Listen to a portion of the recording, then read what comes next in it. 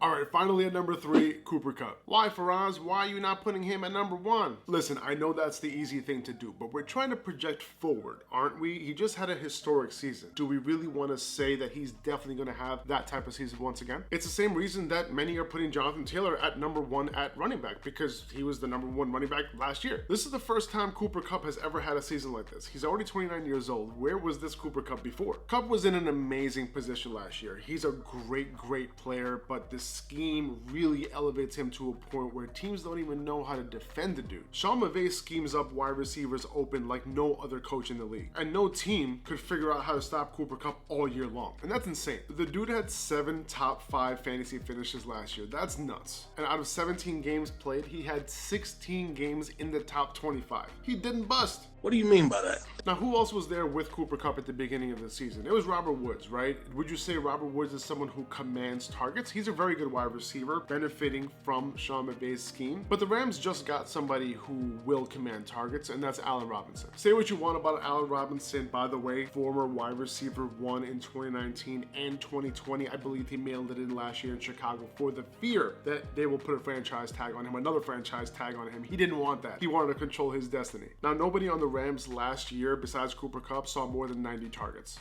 And with Allen Robinson there, honestly, I can see him getting 7, 8, 9 targets a game. I can totally see him getting 130 to 140 targets next year. I mean, Kupp had 191 targets last year. Do we really think that's going to happen again? That doesn't happen. He's going to regress.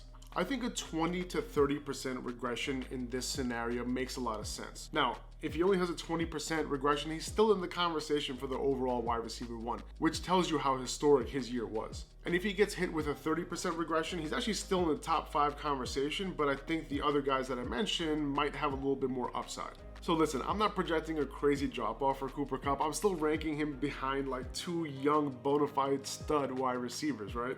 But I do expect the landscape to shift just a little bit next year, and it's not crazy to think that Cooper Kupp won't be able to repeat the historic season that he just had. Alright guys, those are my top 10 wide receivers for fantasy this year. If you want to see my full rankings, go over to my Instagram page. The link is down here in the description. Thank you so much for watching. I really appreciate you guys. If you enjoyed the video, please like it. If you can subscribe to the channel, even better. Thank you guys. I'll see you later.